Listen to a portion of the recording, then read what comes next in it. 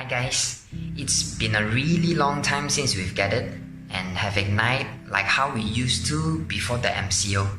There's just something really nice about high fives, hug, talking, laughing with each other and among the many things that we do together.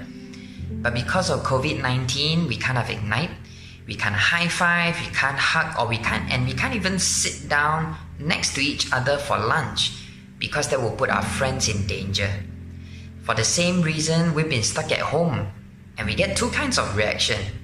The first kind is people who are going crazy to the point where as soon as MCO loosens up and people can start going to malls again or start going out, they start talking to people.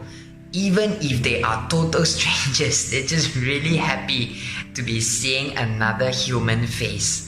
And when school reopened, these are the same people who would go and talk to everybody in school.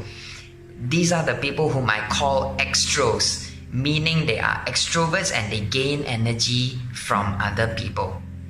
The second kind of person that we have are those who are doing fine during MCO all throughout the whole time.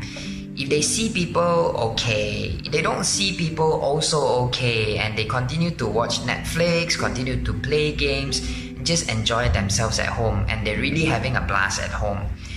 They look like they don't need friends at all, but actually they are in touch with a few close friends. They may not even need to talk often with these few friends, but they still contact with each other. These are the kind of people whom I call intros. Introverted. In other words, they gain energy by spending time by themselves. One thing that's similar between these two is that both the extros and the intros, those who are going crazy and those who are fine, both have friends. The only difference is that the amount of friends they have and how often they are in touch. But one thing that's the same is that both of them have friends and they are in contact with their friends. But why do we need friends in the first place? Well, the answer has a lot to do with how we are designed. For that, let's look at Genesis chapter 1, verse 25 to 27. Genesis 1 verse 25 says, God made all sorts of wild animals, livestock and small animals, each able to produce offspring of the same kind. And God saw that it was good. Then God said, let us make human beings in our image to be like us. They will reign over the fish in the sea, the birds in the sky, the livestock, all the wild animals on earth, and the small animals that scurry along the ground. So God created human beings in His own image. In the image of God, He created them. Male and female, He created them. You see, our first clue why we need friends is in verse 26. It says, then God said, let us make human beings in our image to be like us. Notice God said us. He didn't say, let me make human beings in my image to be like me. It sounds like He's talking to somebody else. That's because He is. He is talking to the Holy Spirit and Jesus. Remember that our God is 3 in 1. He is in His own community of 3 persons. So when He said, let us make human beings in our image, He made us to function best when we are in a community. Let me say that again. He made humans to function best when we are in a community. That's why we need friends, to form a community. If we separate ourselves from other people, we will start to see some part of ourselves being damaged.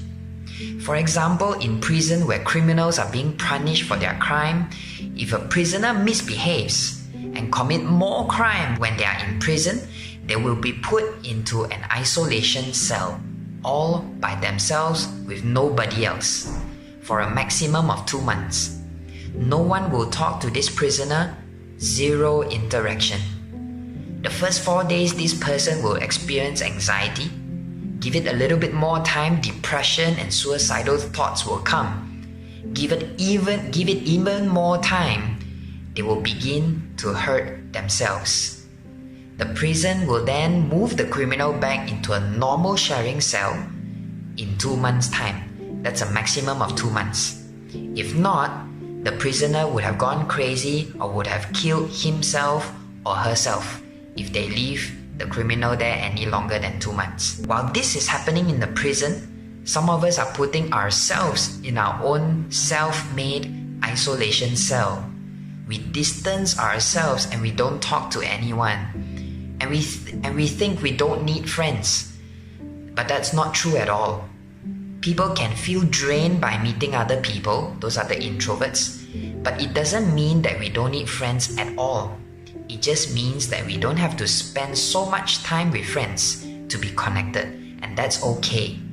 But we still need friends.